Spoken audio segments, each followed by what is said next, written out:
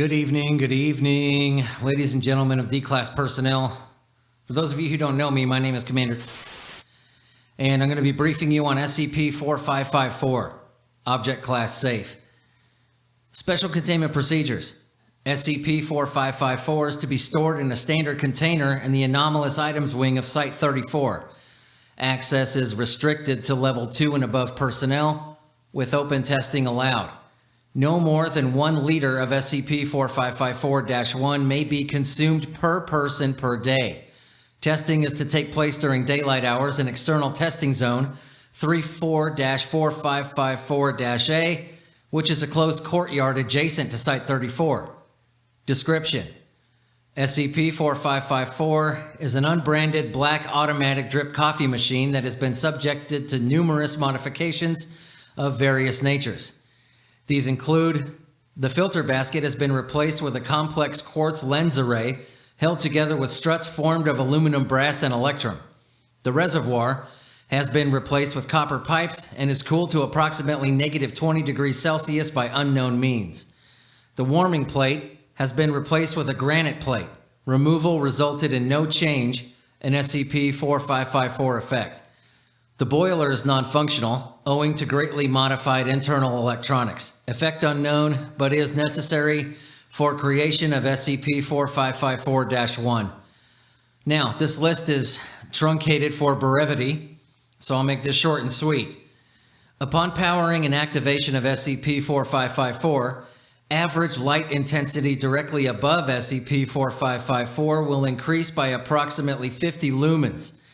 After a period of exactly 500 seconds, the 1.5-liter carafe will begin to fill with a pale orange liquid designated SCP-4554-1.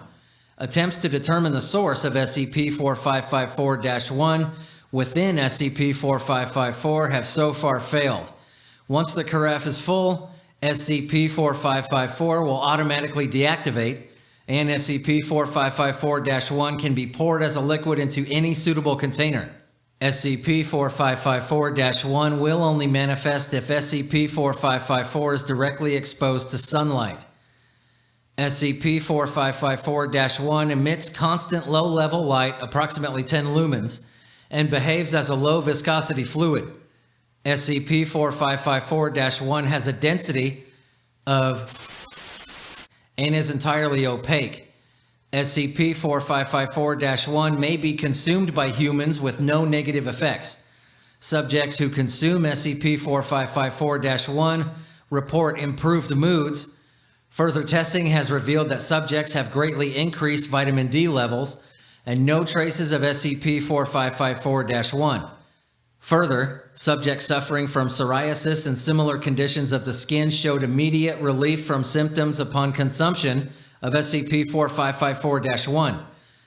SCP-4554-1 is physically odorless. However, subjects near to a sample will report the smell of warmed oranges. Whether this is a property of SCP-4554-1 or simply a placebo effect has not yet been conclusively proven. Consuming more than 1 liter of SCP-4554-1 is hazardous in most cases, resulting in hypercalcemia from vitamin D overdose and causing the skin, eyes, and immune system to become damaged in ways consistent with overexposure to sunlight. This effect is entirely consistent to regular effects of sunburn, etc., despite the vastly different causes. How this is possible without causing disproportionate damage to internal organs remains to be determined. Addenda. On 8/11/2000, Mobile Task Force Lambda 14 one-star reviewers rated a location of interest owned and operated by Ambrose Restaurants, GOL 116, and recovered a number of anomalous objects. SCP-4554 was among the recovered items, as well as 14 liters of SCP-4554-1. Documents recovered as part of the same raid indicate the existence of other instances of SCP-4554 and that the group possesses some means to produce them as needed.